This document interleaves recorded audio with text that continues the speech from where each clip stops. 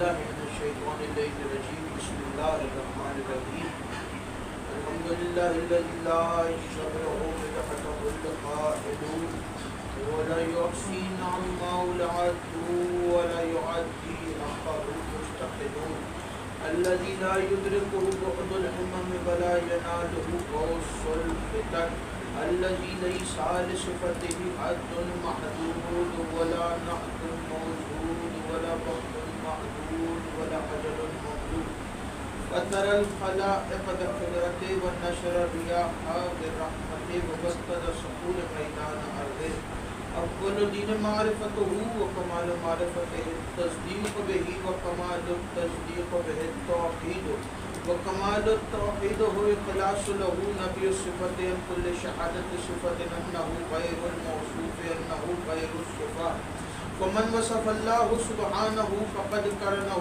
ومن قرنه فقد صنعه ومن صنعه فقد جزاه ومن جزاه فقد جهله ومن جهله فقد إشار إليه ومن إشار إليه فقد حده ومن حده فقد عده الصلاة والسلام والتحية والإكرام على النبي الرحمة وخازن المغفرة وقائد الخير والبركة ومنقذ العباد من الهلكة سيدنا مولانا أبي القاسم محمد اللهم صل على محمد وآل محمد وآله الطيبين الطاهرين المعصومين المنتخبين المنتجبين ولعن الله ولا أعدائهم ومن شفدائهم وما شفدائهم أجمعين اما بعد بسم اللہ الرحمن الرحیم خاندان زہرا پر بلند آواز سے اللهم صل على محمد وآل محمد دعا ہے پروردگار عالم سے کہ بانیان کے یہ تمام خرچہ خیرات کوشش کاوش کو اپنی بارگاہ میں قبول فرمائے آپ حضرات کا اس فرش پہ چلا آیا میرا عظیم خالق اللہ اپنی بارگاہ میں قبول فرمائے آپ کو اس فرش پہ آنے کا بہترین اجر عطا فرمائے کوئی ہم نہ دے سوائے غم حسین کے لاکھوں دعاؤں کی ایک دعا میرے اللہ قبر کی پہلی رات ہو زیارت امیر نصیب فرما قیامت کا دن ہو شفاعت شبیر نصیب فرما محشر کے روز ایک ہاتھ میں قرآن ایک ہاتھ میں دامن اہل بیت نصیب فرما ہمارے آخری وارث کا ظہور جلد سے جلد فرما ہمیں ایمان کے انوار و انصار میں شامل فرما اور ہر عزادار کو مرنے سے پہلے لازمی ایک مرتبہ تمام زیارات مقدسات کی زیارت نصیب فرما تمام دعاؤں کو قبولیت تک پہنچائے سہارا درود کرے تو مل کے بلند آواز سے صلوات اللهم صل على محمد وآل محمد اجازت ہے گفتگو شروع کریے مجلس اعزاز کا سلسلہ شہادت عین اللہ وجہ اللہ اسد اللہ مولانا امیر المومنین علی بن ابی طالب علیہ السلام اللهم صل على محمد وآل محمد منعقد ہے اور گفتگو کا آغاز بغیر کسی تمہید کے کر رہا ہوں توجہ مکمل طور پر میری طرف رکھیے گا بات سمجھ میں آئے تو بول کر اس بات کا ثبوت دیجیے گا کہ میرا خطاب صحیفہ کے حقیقوں سے نہیں امیر المومنین علی ابن ابی طالب کی ذات مقدسہ کے حوالے سے مختلف القابات امیر المومنین کے موجود ہیں تاریخ کے اندر جس میں ایک لقب مولا کا ہے مظہر العجائب عجائبات کا مظہر خدا کے عجائبات کا مظہر امیر المومنین کو کہا جاتا ہے اور ایسے ایسے معجزات اپنی زندگی کے اندر امیر المومنین نے دکھائے ہیں اور زندگی کے علاوہ آج تک امیر المومنین کی ذات ایک معجزہ ہے دنیا کے لیے اگر دنیا اس کو سمجھے تو علی آج بھی مدد کر رہے ہیں لوگوں کی ایک مرتبہ پکارنے کی دیر ہے تو یہ بھی مولا کا معجزہ ہی ہے کہ آج کے دور میں بھی مولا سب کی مدد کر رہے ہیں اور یہ تو ہر شیعہ اس بات کو مانتا ہے کہ علی کا چاہنے والا کوئی بھی ہو کہیں بھی ہو ذرا سی مشکل آتی ہے فوراً زبان پہ مولا کا نام آتا ہے ٹھوکر لگتی ہے فوراً یا علی نکلتا ہے ذرا سا کوئی بھی مسئلہ ہوتا ہے فوراً زبان پہ یا علی آتا ہے تو مولا آج کے دور میں بھی سب کی مدد کر رہے ہیں. دنیا میں ظاہر ہونے سے پہلے بھی قرآن کے اندر موجود ہے کہ کوئی تھا جس نے انبیاء کی چھپ کر مدد کی ہے، اور رسول نے بتایا کہ وہ کوئی کون تھا. رسول نے بتایا کہ وہ علی تھے جس نے انبیاء کی چھپ کر مدد کی ہے. آدم کی توبہ علی کی وجہ سے قبول ہوئی ہے. نوح کا سفینہ جب طوفان میں پھنسا تو وہ علی کی وجہ سے پار لگا ہے. موسیٰ جس کو فرعون کے دربار میں جب آ کے موسیٰ پھنسے تو فرعون کے دربار سے بچانے والے موسیٰ کو امیر المومنین ہے. فرعون کے قہر سے بچانے والے موسیٰ کو جناب امیر المومنین ہے. موسیٰ کو فرعون سے نجات دلانے والے علی ہیں. عیسیٰ کو سولی سے بچانے والے علی ہیں. ابراہیم کی آنکھ کو گلزار بنانے والے علی ہیں. یوسف کو کنویں میں بچانے والے علی ہیں. علی نے انبیاء کی مختلف مقامات پر چھپ چھپ کے گفتگو کی ہے. جملہ آپ کے حوالے کروں، درخت کے ذریعے موسیٰ سے کلام کرنے والے بھی علی ہی تھے. درخت کے ذریعے موسیٰ سے کلام کرنے والے بھی علی ہی تھے. اور اکثر علماء یہ کہا کرتے ہیں کہ وہ جو طور پہ موسیٰ نے تجلی دیکھی تھی وہ خدا کے نہیں، علی کے نور کی ایک چھوٹی سی تجلی تھی. جس کے علی کے نور کی اتنی تجلی ہو کہ موسیٰ جیسا نبی بے ہوش ہو جائے. خدا کا نور تو کوئی دیکھ ہی نہیں سکتا. کس کی جرت کہ وہ اس کا نور دیکھے. مولا نے اپنے نور کی ہلکی سی جھلک دکھائی اور موسیٰ بے ہوش ہو گئے. امیر المومنین 18 مہینے چلی ہے جنگ صفین. توجہ رکھیے گا، 18 مہینے سب سے طویل جنگ ہے تاریخ کی صفین. 18 مہینے چلی ہے اور تاریخ نے لکھا کہ ایک وقت ایسا آیا کہ مولا کے مقابل پہ جو لشکر تھا فقیر شام کا، اس نے مولا کے لشکر پر پانی بند کر دیا. اور کئی مرتبہ اس نے یہ کام کیا کہ وہ جو صفین کے میدان میں نہر تھی فرات کی، اس پہ قبضہ کر لیا اور پانی بند کر دیا. اس کے سامنے لشکر کھڑا کر دیا کہ علی کے لشکر تک پانی نہ جا سکے. مالک اشتر آئے جناب امیر المومنین کے پاس اور آ کر کہنے لگے، یا علی، توجہ، یا علی، لشکر میں پانی ختم ہو گیا ہے اور اب انسانوں اور جانوروں کے لیے پینے کو ایک قطرہ بھی پانی کا نہیں بچا. تو امیر المومنین نے کہا، مالک اشتر پریشان کیوں ہوتے ہو؟ جاؤ اور جا کر نہر کے کنارے جاؤ اور جا کر دریا کے اندر سے پانی بھر کے لے آؤ. دریا کے کنارے جاؤ اور جا کے پانی بھر کے لے آؤ. تو کہنے لگے، مولا اتنا بڑا لشکر ہے، کیا کروں؟ دریا پر اس نے لشکر کھڑا کیا ہوا ہے، کتنا لشکر لے کے جاؤ؟ توجہ، مولا نے کہا، مالک اشتر لشکر لے کے جانے کی ضرورت نہیں ہے، تنہا چلے جاؤ، تنہا چلے جاؤ. مالک اشتر گئے اور جا کے پانی بھر کے لے آئے. مالک اشتر جب پانی بھر کے لائے تو یہاں اس نے اپنے خیمے میں اپنے فوج کے سپاہ سالار کو بلایا. کہنے لگا، ہم نے جب علی کے پانی پہ پابندی لگائی تھی تو کس کی ہمت سے، کس کی اجازت سے تم نے علی مالک اشتر کو پانی دیا؟ تو کہنے لگا، سرکار آپ کا وزیر خاص آیا تھا عمرو عاص، اس نے کہا تھا مجھے کہ مالک اشتر کو پانی دے دو. عمرو عاص کو بلاؤ. عمرو عاص کو بلایا اور تم نے کہا تھا اس پر جھوٹ بولتا، میں نے تو کچھ نہیں کہا تھا. تو وہ سپاہ سالار عمرو عاص کی طرف دیکھ کے کہنے لگا، حضور آپ جھوٹ بول رہے ہیں، آپ خود آئے تھے مجھے بولنے کہ مالک اشتر کو پانی دو. توجہ، علی مظہر اللہ جائب ہے. تو اس نے کہا کہ اچھا ٹھیک ہے، اب کوئی آئے تو مالک اشتر کو پانی نہ دے. کہنے لگا ٹھیک. دوسرے دن پھر مالک اشتر پانی لے کے چلے، پھر بلایا. اب کس نے کہا تھا؟ کہ حضور آپ کا بیٹا یزید آیا، اس نے کہا تھا کہ مالک اشتر کو پانی دے دو، میں تمہیں حکم دیتا ہوں. کہا اچھا، اب اگر میں بھی آؤں تو پانی نہیں دے. ٹھیک. اگلے دن پھر مالک اشتر پانی لے کے چلے. جب تیسرے دن مالک اشتر پانی لے کے گئے تو کہنے لگا، آپ کس نے اجازت دی؟ کہا حضور آپ خود تو آئے تھے، اور کل میں نے تمہیں منع کیا تھا کہ اگر کوئی بھی آ جائے تو پانی نہیں دینا. حضور اس مرتبہ کوئی اور نہیں بلکہ آپ خود آئے تھے تو میں آیا.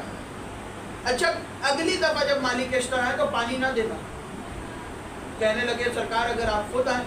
تو کہنے لگا کہ اگر میں بھی آ جاؤں اور اگر میں کہوں تو مجھ سے میری کوئی چیز لے لینا نشانی کے طور پہ, تاکہ تمہارے پاس کوئی دلیل تو ہو کہ تم سچ بول رہے ہو. چوتھے دن مالی کشتر پھر پانی لے کے چلے گا. پھر بلایا سپہ سالار. توجہ, سپہ سالار کو بلا کے کہنے لگا کہ اب تمہیں کس نے اجازت دی؟ تو سپہ سالار نے کہا حضور آپ خود آئے تھے آج پھر دوبارہ, آج آپ دوبارہ خود آئے تھے. تو کہنے لگے میں نے تمہیں کہا تھا کہ کوئی نشانی رکھ لے. تو سپہ سالار نے ابا کے دامن سے اس کی انگوٹھی نکالی اور انگوٹھی نکال کے اس کے سامنے پیش کی کہ سرکار آپ آئے تھے, میں نے آپ کے ہاتھ سے آپ کی انگوٹھی اتروا لی. جیسے ہی اس نے انگوٹھی سپہ سالار کے ہاتھ میں دیکھی تو اپنا ہاتھ دیکھا, اور جب ہاتھ خالی نظر آیا تو فوراً آواز دے کے کہنے لگا ھذا عجائبات امیر المومنین, یہ علی کے عجائبات ہے,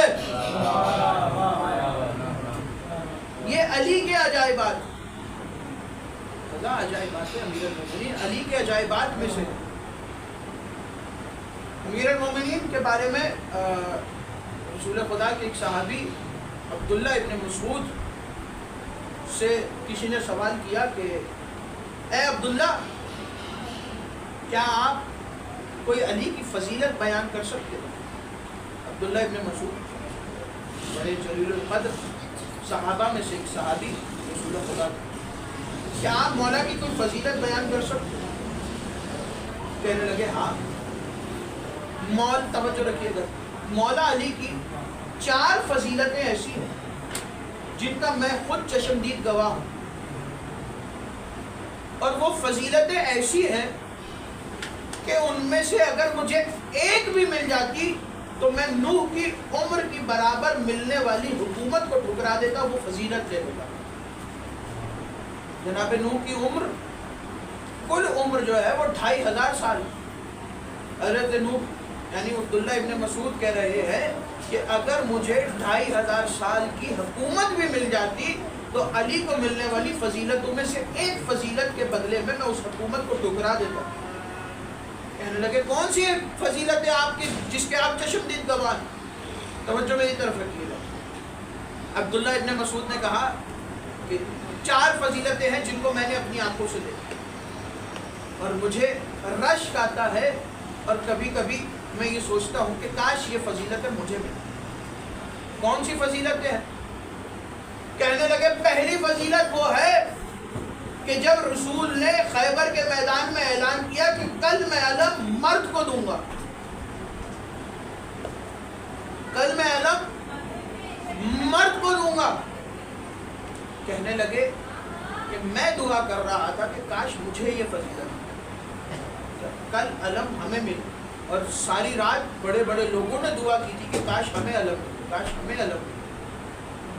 کہنے لگے کہ جب امیر المومنین کو وہ علم ملا تو مجھے رشک آیا کہ یہ علی کی کتنی بڑی فضیلت ہے کہ رسول علم علی کے حوالے کر رہے ہیں.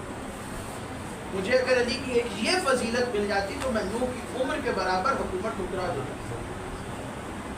تو دوسری فضیلت جو مولا علی کی آپ نے خود دیکھی ہے, کہنے لگے توجہ رکھیے گا میری طرف, کہنے لگے کہ علی کی دوسری فضیلت یہ ہے, پہلی فضیلت کہ علی کو خیبر کے میدان میں رسول نے علم دیا. دوسری فضیلت کیا ہے؟ کہنے لگے دوسری فضیلت یہ ہے کہ علی نے سورہ براءت کی تلاوت کفار مکہ کے درمیان میں کی. جب سورہ براءت نازل ہوئی اور ارشاد ہوا کہ اس کی جا کے تلاوت کفار مکہ کے درمیان کرنی ہے, تو رسول نے صحابہ میں سے ایک صحابی کو کہا کہ یہ سورہ براءت ہے, سورہ توبہ ہے, جاؤ اور جا کے لشکر لے کے جاؤ اور جا کے اس کی تلاوت مکہ کے کفار کے درمیان کھڑے ہو کے کرو. وہ چلے, لشکر لے کے چلے, اور ابھی مدینہ سے چل چکے تھے اور آدھا سفر طے کر چکے تھے کہ جبرائیل نازل ہوئے, اور نازل ہو کے کہا کہ یا رسول اللہ السلام کہہ رہا ہے کہ آپ نے جس کو بھی بھیجا ہے واپس بلائیے، اور یا تو خود جائیے یا اسے بھیجیے جو آپ جیسا ہے، یا خود جائیے یا اسے بھیجیے جو آپ جیسا ہے۔ تو رسول نے کہا کہ علی کہاں پر ہے؟ رسول نے خود جیسے میں امیر المومنین کو بھیجا ہے۔ کہا علی کہاں پر ہے؟ کہا علی جائیے اور جا کر ان سے کہیے کہ آپ کے حوالے امانت کریں اور وہ واپس آ جائیں، اور آپ جا کے کفار مکہ کے درمیان سورہ برات کی تلاوت کریں۔ امیر المومنین گئے اور جا کر ان سے سورہ برات لی، اور لینے کے بعد ان کو کہا کہ واپس چلے جائے، اور مولا نے جا کے کفار مکہ کے درمیان سورہ برات کی تلاوت کی۔ سورہ برات کبھی پڑھ کے دیکھیے، جتنا تبرک قرآن کے اندر سورہ برات میں ہے کسی اور سورت میں نہیں ہے۔ تبرے والی سورت، اس کا نام ہی تبرے والی سورت، برات تبرے کو کہتے ہیں، اسی سے بیزاری کو، برات کرنے کو، اور کفار کے خلاف برات تھی۔ یہ صرف علی کا حوصلہ تھا کہ کفار کے درمیان میں کھڑے ہو کے کفار ہی پر تبرہ کر رہے تھے علی، اور جب علی تبرہ کر رہے تھے تو کسی کی ہمت نہیں تھی کہ آگے بڑھ کے علی کو ٹوک سکے۔ کہنے لگے عبداللہ ابن مسعود کہ یہ دوسری فضیلت ہے مولا کی، کہ جو میں چاہتا تھا کہ کاش مجھے مل۔ تیسری فضیلت کہا کہ تیسری فضیلت یہ ہے، توجہ رکھیے گا، تیسری فضیلت یہ ہے کہ ایک مرتبہ رسول کی وفات کے بعد ایک شخص آیا اور دربار خلیفہ میں آ کے کہنے لگا کہ اے مسلمانوں کے خلیفہ، میں رسول اللہ سے ملنے آیا۔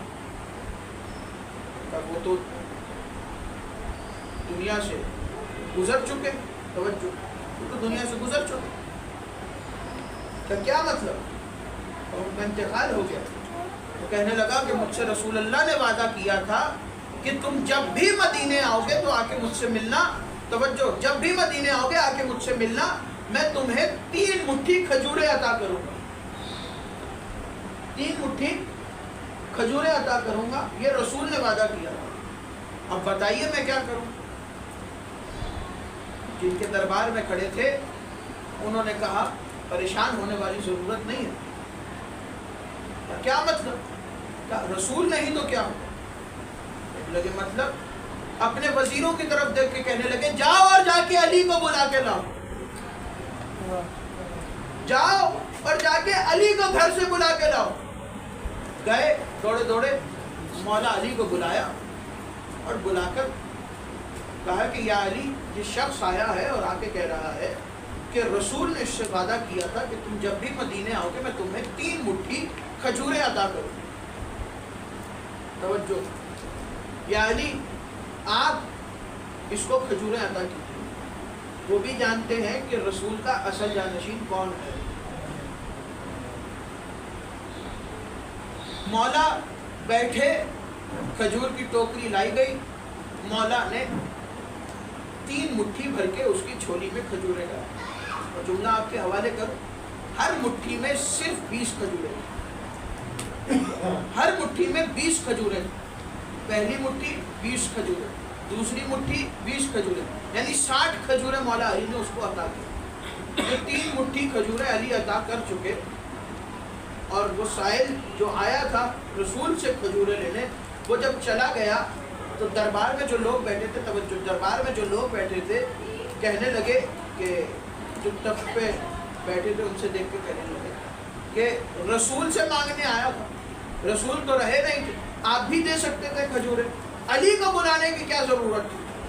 توجہ، اب یہ ان کے جملے ہیں۔ کہنے لگے، توجہ رکھیے گا میری طرف، علی کو کیا بلانے کی ضرورت تھی؟ آپ بھی کھجوریں دے سکتے ہیں، آپ دے دیتے۔ تو کہنے لگے کہ میں نے علی کو اس لیے بلایا کہ میں نے رسول کے زبان سے ایک فرمان سنا تھا کیا فرمان سنا تھا؟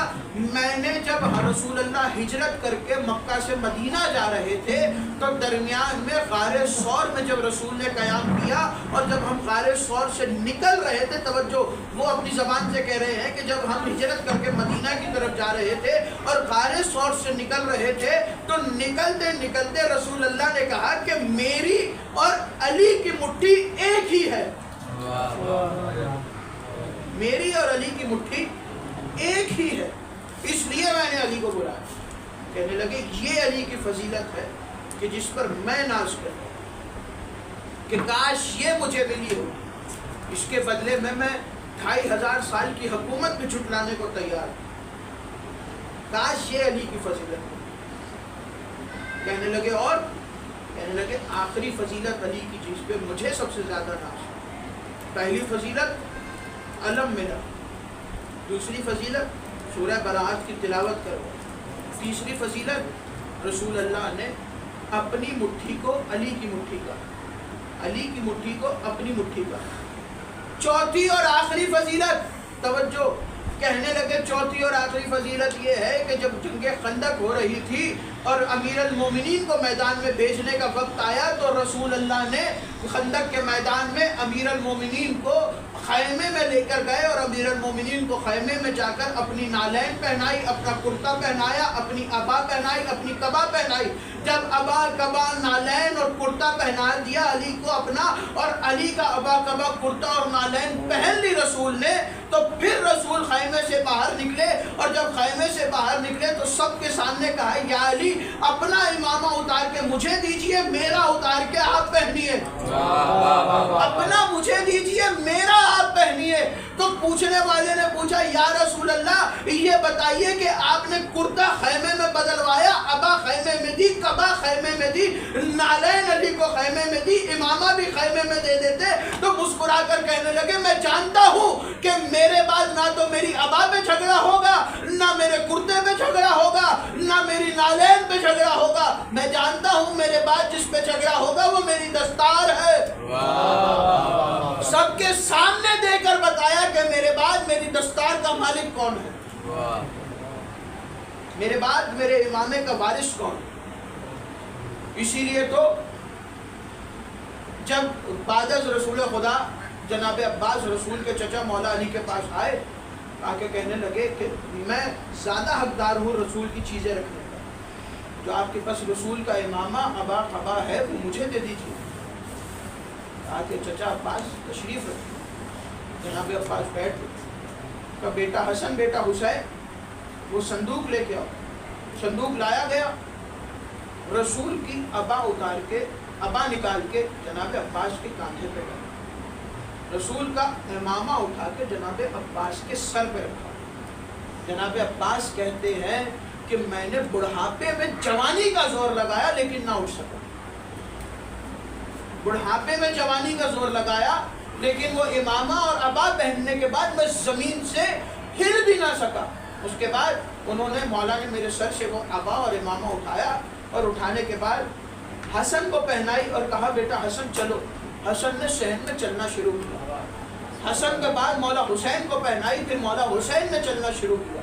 توجہ، جناب عباس کہہ رہے ہیں جیسے حسن نے پہنی اس کے بعد حسین نے پہنی، حسین نے چلنا شروع کیا، حسین سے اتار کر امیر المومنین نے خود عبا پہنی اور سر پہ امامہ رکھا، اور پھر علی نے چلنا شروع کیا۔ تو جناب عباس حیرت میں کہنے لگے کہ یا علی یہ تو سمجھ میں آ گئی کہ رسول کا امامہ آپ نے بھی پہن کے چل لیا، رسول کے امامے کا وزن میں نہیں اٹھا سکتا تھا لیکن امام اٹھا سکتا تھا، لیکن ایک بات سمجھ میں نہیں آئی۔ کہا کون سی چچا عباس؟ کہنے لگے وہ یہ بات ہے کہ جیسے رسول کا امامہ آپ کو پورا آیا ہے ویسے ہی حسن کو پورا آیا ہے، ویسے ہی حسین کو پورا آیا ہے۔ تو کہنے لگے چچا عباس حیرانے والی بات نہیں ہے، معصوم کا لباس سوائے معصوم کے کسی کو پورا نہیں آتا۔ معصوم کا لباس سوائے معصوم کے کسی کو پورا نہیں آتا۔ وہ علی کہ جس کے سر پر رسول نے سب کے سامنے اپنا امامہ رکھا، وہ علی کہ جس کی فضیلت رسول بار بار منبر سے بیان کرتے ہیں، علی کہ جس کی شان میں قرآن کی آیتیں نازل ہوئی، بار بار رسول بتاتے رہے اللہ کے قدیر کے میدان میں بلند کر کے بتایا کہ میرے بعد یہ تمہارا مولا ہے۔ جب رسول نشاندہی کر چکے اس کے بعد بھی علی کو علی کا حق نہ دیا گیا۔ آزادارو، جی بھر کے گریہ کرنا، جی بھر کے پرسہ دینا، خدا کوئی غم نہ دے سوائے غم حسین کے۔ آج حسین کے بابا کا پرسہ حسین کو دینا، آج مولا حسن کو پرسہ دینا ہے، آج رونے میں شرمانا نہیں۔ کیا پتہ کس کے پہلو میں رسول خدا بیٹھے، کیا پتہ کس کے پہلو میں زمانے کا امام بیٹھا، اور رونے میں شرمانا۔ آج بقیہ سے جناب زہرا بھی آئی ہے، شام سے جناب زینب بھی آئی ہے، آج سارے موجود ہیں علی کا پرسہ لینے کے لیے، آج سب موجود ہے۔ آزاداروں صرف چند گھنٹوں کا مہمان رہ گیا میرا مولا۔ کسی نے پوچھا یا علی سب سے زیادہ درد کس بات نے پہنچایا؟ کہنے لگے کہ دو باتیں ہیں جن کا سب سے زیادہ درد ہے علی کو۔ یا علی کون سی دو باتیں؟ کہنے لگے پہلی بات جس کا درد سب سے زیادہ ہے علی کو وہ یہ ہے کہ کنفذ نے میرے سامنے میری زوجہ کو تازیانے مارے۔ کہا یا علی دوسری بات؟ کہنے لگے دوسری بات جس کا سب سے زیادہ درد ہے علی کو وہ یہ ہے کہ زہرا کی 3 پسلیاں ٹوٹی ہوئی تھی۔ امیر المومنین کی تنہائی، امیر المومنین کا جناب زہرا پہ گریہ کرنا۔ آزادارو، کیا علی کی غربت صرف اتنی ہے کہ مسلح پر نماز میں مار دیا گیا؟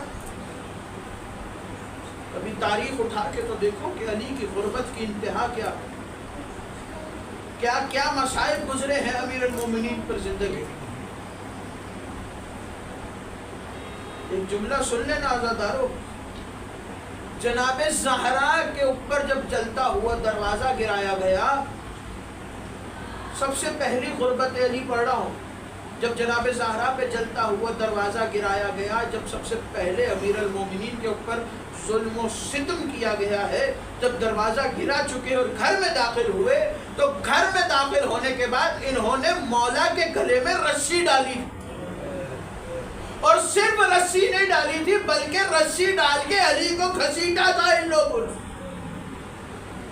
تاریخ کہتی ہے کہ وہ لوگ کہ جو انگلی بھی علی کی طرف نہیں اٹھا سکتے تھے، ان کے ہاتھ آج علی کے گریبان تک آ چکے تھے، اور کسی جس کے بس میں آ رہا تھا وہ علی کو گھسیٹ رہا تھا۔ اس وقت جناب زہرا نے آگے بڑھ کے ہاتھ پھر کہا کہ میں علی کو نہ جانے دوں۔ پھر جب اشارہ ہوا اور کنفس کا تازیانہ اٹھا، اور ایسا تازیانہ اٹھا کہ اس کے بعد زہرا کا وہ ہاتھ نہ اٹھ سکا۔ عزادارو، 17 رمضان آخری خطبہ دیا، 18 رمضان آخری افطار کیا ہے مولا، افطار کر چکے، نمازیں ادا کر چکے۔ تاریخ کہتی ہے یہ وہ رات تھی کہ جب مولا علی بار بار صحن خانہ میں آتے اور آ کر رو کر کہتے کہ خدا کی قسم وہ رات آ گئی جس کا علی سے وعدہ کیا گیا تھا، خدا کی قسم وہ رات آ گئی جس کا علی سے وعدہ کیا گیا تھا۔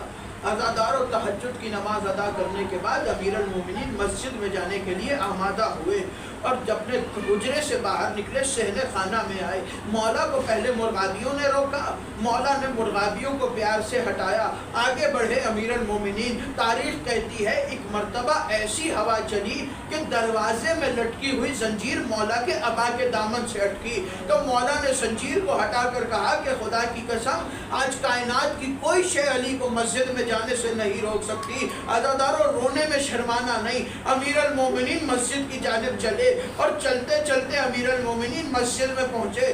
مولا نے مسجد میں سوئے ہوئے لوگوں کو اٹھایا، حتیٰ کہ ابن ملجم کو بھی مولا نے اٹھایا. اور مولا جب اٹھا چکے سب کو، مولا گلدستہ اذان پر آئے. گلدستہ اذان پر آنے کے بعد امیر المومنین نے دونوں ہاتھوں کو بلند کیا اور ایک آواز بلند ہوئی، اللہ اکبر، اللہ اکبر.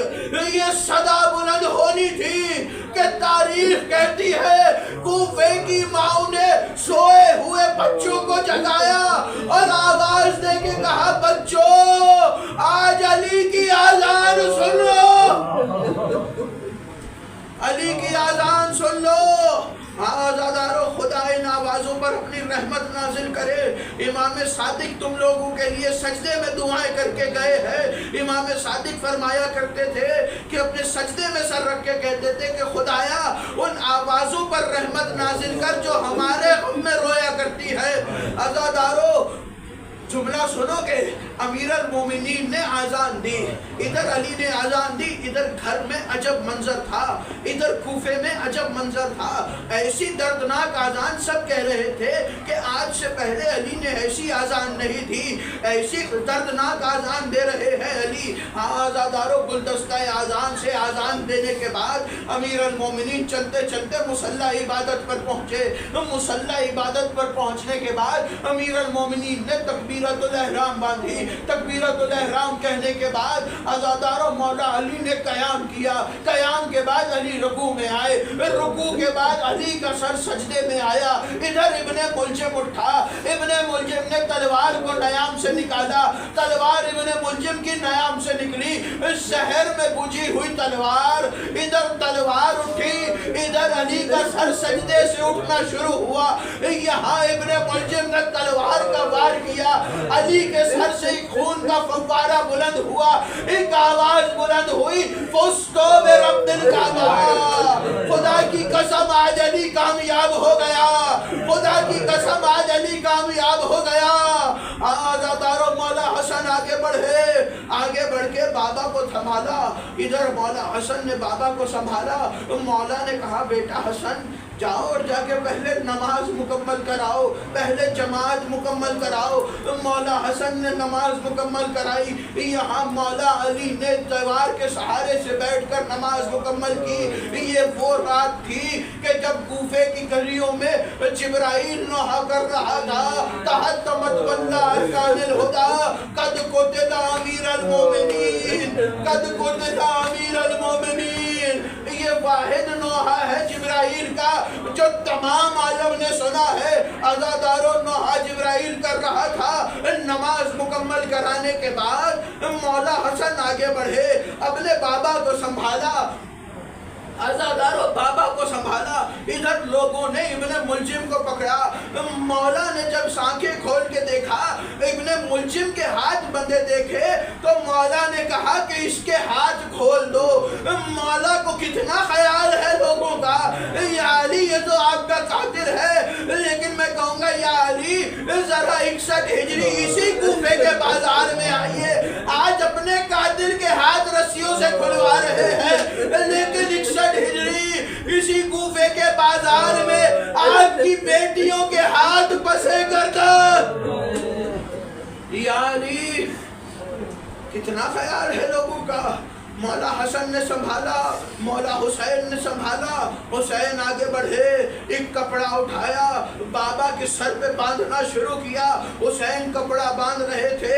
مولا کی آنکھوں میں آنسو آئے، روتا ہوا دیکھا بابا کو. کہنے لگے، بابا کیا درد کی وجہ سے رو رہے ہیں؟ کہا، علی کو درد کی کہاں پرواہ ہے. علی کی خواہش تھی کہ مسجد میں شہید ہو جائے. شہادت تو علی کی خواہش میں سے ایک تھی کہ وہ وقت جلد آئے کہ جب علی اپنے پروردگار سے جا کر ملے. آزادارو، مولا نے کہا کہ بابا پھر کیوں رو رہے ہیں؟ کہا، بیٹا حسین، میں اس بات پہ رو رہا ہوں کہ آج تم نے میرا زخمی سر دیکھا، آگے بڑھ کر میرے زخمی سر پر کپڑا باندھا. میں وہ منظر یاد کر کے رو رہا ہوں کہ جب 61 ہجری 10 محرم کربلا کا میدان شمر 13 ضربوں سے تمہارا گلا ہوگا اور ایک اعلان ہوگا مشرق کے گھوڑے مغرب میں، مغرب کے گھوڑے مشرق میں۔ آزادارو بس چند جملے سن لینا۔ امیر المومنین کو، امیر المومنین کے 18 بیٹوں نے سنبھالا۔ ایک جانب سے محمد پکڑتے ہیں، ایک جانب سے عباس پکڑتے ہیں، ایک جانب سے حسن تھامتے ہیں، ایک جانب سے حسین سہارا دیتے ہیں، ایک جانب سے اون بڑھ کے سہارا دیتے ہیں۔ مولا علی کو سنبھالنا شروع کیا بیٹوں نے۔ ایک گلیم منوائی گئی، گلیم میں مولا کو لٹایا گیا۔ جب گلیم میں لٹا چکے تو چاروں کونوں کو مولا کے بیٹوں نے تھاما۔ ایک جانب سے محمد حنفیہ نے پکڑا، ایک جانب سے حسن و حسین نے پکڑا، ایک جانب سے عباس نے پکڑا۔ جب چاروں کونے بچے پکڑ چکے تو مولا نے ایک ایک نظر اٹھا کے سارے بیٹوں کے چہروں کو دیکھا۔ میں کہوں گا یا علی کتنے خوش نصیب ہے کہ آج سر زخمی ہوا ہے اور 18 بیٹے سہارا دینے کے لیے موجود ہے، لیکن ذرا کربلا کے میدان میں آئیے، حسین تنہا، نہ کوئی سہارا دینے والا۔ امیر المومنین مولا کو بیٹوں نے سنبھالا، چلنا شروع کیا گھر کی جانب۔ مسجد کے صحن میں امیر المومنین آئے، آسمان کی طرف دیکھا، سورج طلوع ہو رہا تھا۔ آفتاب کی طرف دیکھ کے کہنے لگے اے آفتاب گواہ رہنا، جب بھی تو طلوع ہوا ہے تو نے علی کو مصلی عبادت پر پایا ہے، تو نے علی کو سوتے ہوئے نہیں پایا۔